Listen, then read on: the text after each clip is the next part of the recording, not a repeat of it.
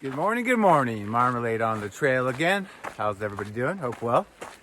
It is September 3rd, Thursday, and I am excited about this hike. I mean, they're all fun, but I've been wanting to do this hike ever since I started hiking, before I even became a backpacker in the start of 2016. I joined Meetup, which is a group. If you don't know, it's an app, and you can join photography, it could be dating, it could be hiking, which is what I joined. I joined a bunch of hiking groups. And I signed up for this hike 3 or 4 times over the years and had to cancel for one reason or another. So I'm stoked to be here, and I'll explain why. It's a very unique hike. I am in the mountains above Azusa, which is east of Los Angeles, up in, I think, the Angeles National Forest, and I'll correct that here if I'm wrong. But got here really early. Here's proof of it right here.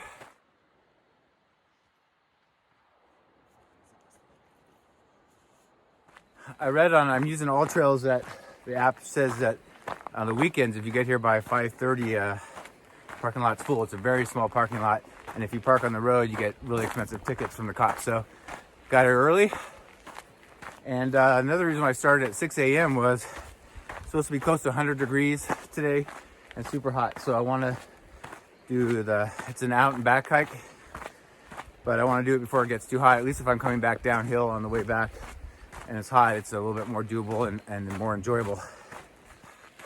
So where am I? This is the hike called Bridge to Nowhere.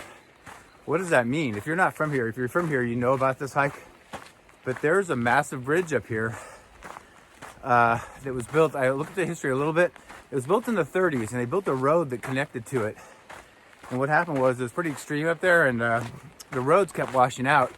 So in the middle to late 30s, the roads washed out, and the bridge never got used. So it's called Bridge to Nowhere. So that was around 1930. So it's been 90 years it's been there. So this is a pretty worn, pretty popular trail. On the weekends, today is a Thursday, on the weekends, you can pay to bungee jump off the bridge. No, thank you. But I'm gonna go up there. I'm gonna go early, like I said, and beat the heat. There's supposedly some very good swimming holes. I don't know if it'll be warm enough yet, but I'm gonna maybe swim, but I want to take you along.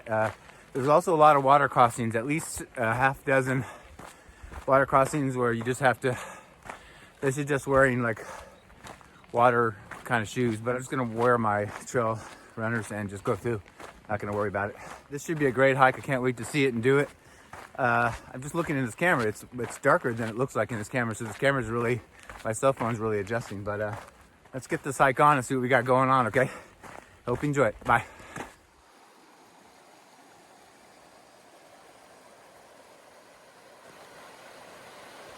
Oh, so really quick, I forgot to tell you how long the hike was. I told you it's an out and back. It's 9.7 miles round trip and about 1,400 feet of elevation gain. So it's about 1,400 feet uphill gradually all the way to the bridge. And what's cool is I cruise back down when it gets a little warmer, back to my car. So like I said, a little under 5 miles each way, which is just about the right kind of hike for me. So I'm looking forward to it, doing almost 10 miles. I always do bonus miles with picking up my camera and exploring, so I'll probably do around 10 when I'm done. All right, now let's get it going.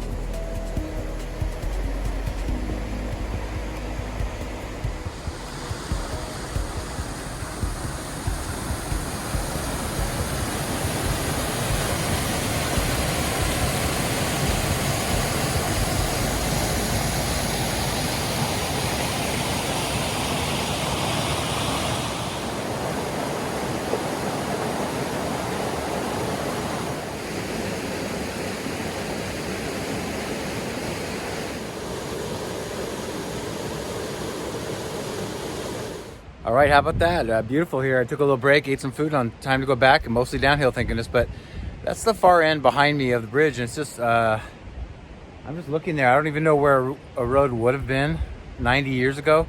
A bunch of it is avalanche and filled in. That's the reason why the road's not here anymore. But where I came from back there, you could see, I mean, the last mile I walked was like a road, like a ledge. Even though it was really grown over and tons of bushes and trees and weeds, you could tell it had been flattened. But I'm assuming there was a road here, but I actually don't know where it would have. Yeah, so this is the bridge to nowhere for sure.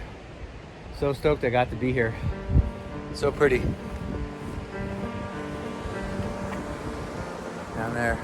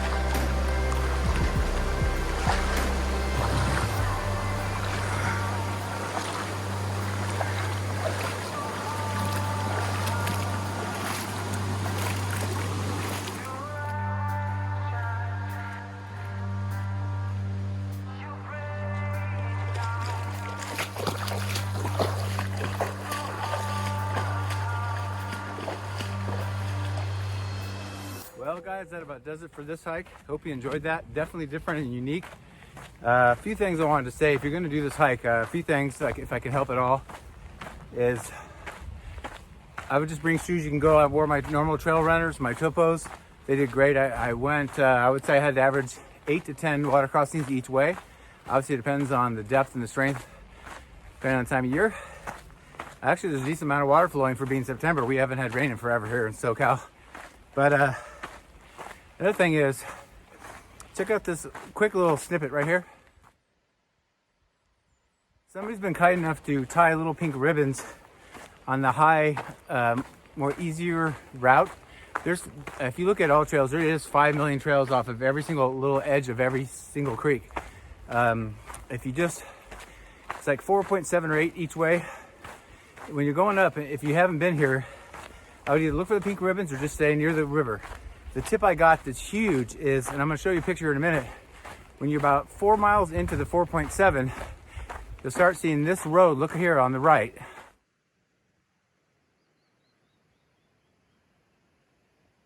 That is actually, I'm just guessing, but it looks like it's the only way, the old road from 90 years ago, it was probably that road.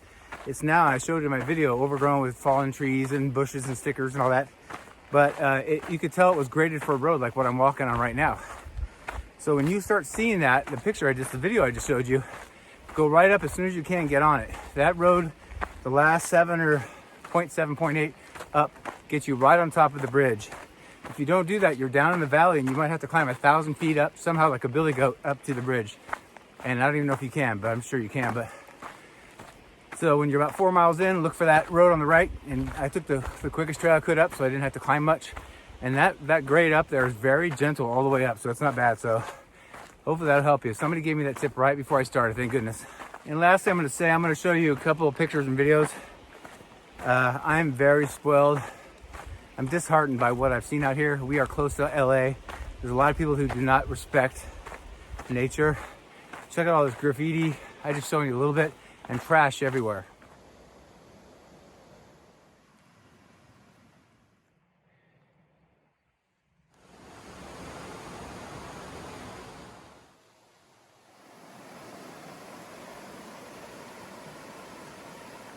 I'm spoiled because on national trails, I mean, every once in a while I see a scrap of paper and I pick it up, you know.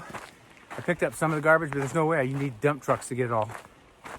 But people spraying rocks and trees and everything out here, and signs. It's sad. There's garbage everywhere, clothing and food containers and just everything. And it saddens me because it seems like our generation now is are living for now. They don't care about, you know, our planet, what it's doing to it. So, you know, there's a thing, as you guys know, and I know most of you who follow me are probably avid hikers and backpackers, but called leave no trace. You want to go in and out anywhere you go, and nobody ever have a sign of you being there, except for maybe your footprints. Anyway, that's my little rant for today. I hope you enjoyed this, though. I'm really glad I got to do it. I got there so early, and it was still cool. I was going to swim, and there's a couple really good swimming holes there, but I just but didn't need to swim yet. So turn around, I thought I'd get back to my car. I'm going to get back to San Diego now and jump in the ocean. So thanks again for following along. Hope you enjoyed that. The bridge to nowhere. Bye.